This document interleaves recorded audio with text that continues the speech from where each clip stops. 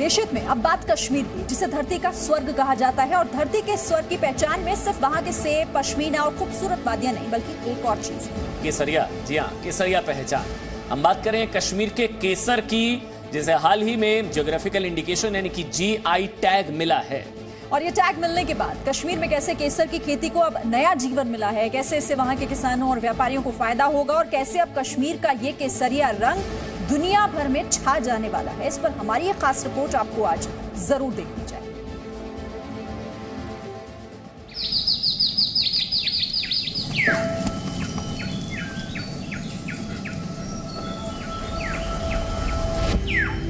केसर की ऐसी रंगत सिर्फ कश्मीरी केसर में होती है।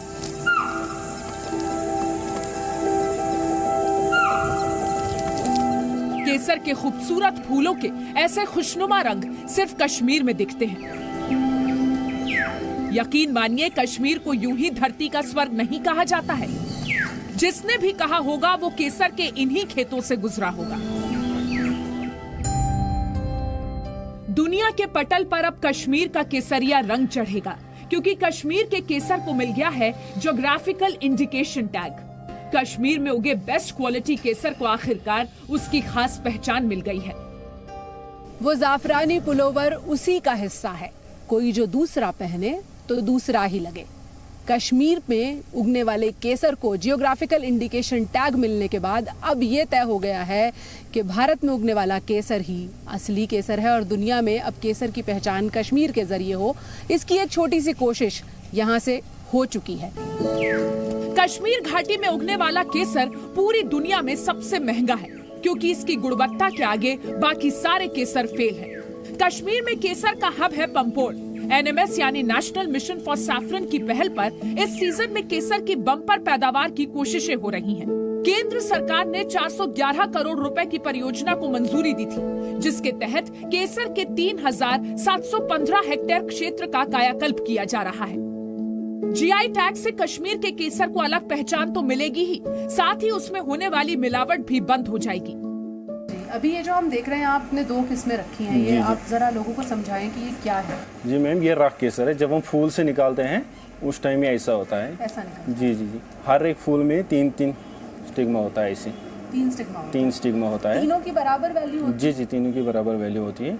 और इसका ये व्हाइट पोर्शन है, ये काटना पड़ता है। इसका ये बेकार है या इसका भी थोड़ा सा यूज है। ये ज्यादातर वो हलवाई वाले या कुछ पान वाले यूज करते हैं। यानी सस्ती किस्म अगर किसी को हाँ, वो इस काम में आती है। हलवाई लोग ज्यादा यूज करते हैं। इसका ये व्हाइट पोर्शन काटना पड़ता है, ये बन जाता है, ये ग्रेड 1 ये बन जाता है। जी जी। और ये जो केसर है, ये हम देखते हैं जी जी कि असल में जो मार्केट में मिलती है वो यही होती है, ये नहीं मिलती है। ये माना जाता है जियोग्राफिकल इंडिकेशन टैग जब किसी चीज को मिल जाता है, तो जब उसका बिजनेस किया जाता है तो हर किसी के लिए एक खास बारकोडिंग होती है। उस बारकोडिंग से ये पता लगाया जा सकता है कि ये ऑथेंटिक केसर है। बिल्कुल यही बात है।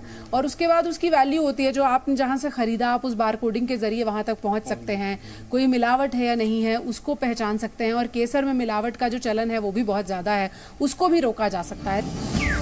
कश्मीरी केसर 1600 मीटर की ऊंचाई पर उगाया जाने वाला दुनिया का एकमात्र ऐसा केसर है जो अपनी अनूठी विशेषता की वजह से बाकी किस्मों से अलग है। इसका प्राकृतिक गहरा लाल रंग, सुगंध, कसैला स्वाद और बिना रासायनिक प्रसंस्करण के तैयार होना इसको सबसे अलग करता है।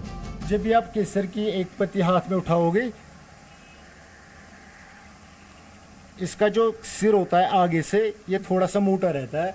अगर पीछे आप इसको देखेंगे थोड़ा येलोइश होगी, थोड़े पतली होगी। ये इसकी एक पहचान है। दूसरी ये उठाया ना, ये एक तरफ से मोटा है, पीछे अगर आप देखोगे ये थोड़ा सा पतला है और येलो कलर का है। जो आखिरी हिस्सा है वो छोर जो इसका येलो हो जाएगा जी। ये इसकी पहले एक पहचान है। दूसरी पहचान है, आप इसको 1-2 पत्ता ले लो, आगे वाले दांतों से चबाओ, हल्का सा कड़वा लगेगा, ओरिजिनल है। अगर ये मीठा लगेगा, केसर नहीं है। इसकी दूसरी पहचान है, हल्का सा कड़वापन आना चाहिए। हल्की बिटरनेस है, हल्की कड़वाहट है इसमें, और यही पहचान है कि ये असली केसर है। GI टैग मिलने से कश्मीर का केसर प्रमाणित केसर हो जाएगा, जिससे बाजार में अच्छी कीमत मिलेगी। सरकार भी कश्मीर के केसर को दुनिया के हर देश में पहुंचाना चाहती है, ताकि कश्मीर फिर से केसर से गुलजार हो सके। केसर के जरिए कोशिश ये है कि कश्मीर का व्यापार दुनिया में अपनी पहचान बनाए और कश्मीर का केसर दुनिया में अपनी एक अलग जगह, अलग कारोबार और अलग सकारात्मकता का केसरिया कश्मीर वाला रंग स्थापित कर सकें। पूजा मक्कड़, जी मीडिया, पुलवामा डिस्ट्रिक्ट, पंपोर, कश्मीर, भारत।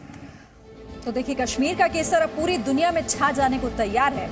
अब देशित पाठशाला में आपको केसर से जुड़े हुए कुछ ऐतिहासिक तथ्यों के बारे में हम बताते हैं, कुछ सवालों के जवाब हम देंगे आपको। तो सवाल सबसे पहला ये कि आप जानते हैं कि भारत में केसर की खेती कहां-कहां पर होती है? देखिए, जवाब में केवल कश्मीर, सिर्फ और सिर्फ कश्मीर में ही केसर की खेती होती है। इसके साथ ही सवाल ये कि भारत के अलावा और कहां होती है केसर की खेती?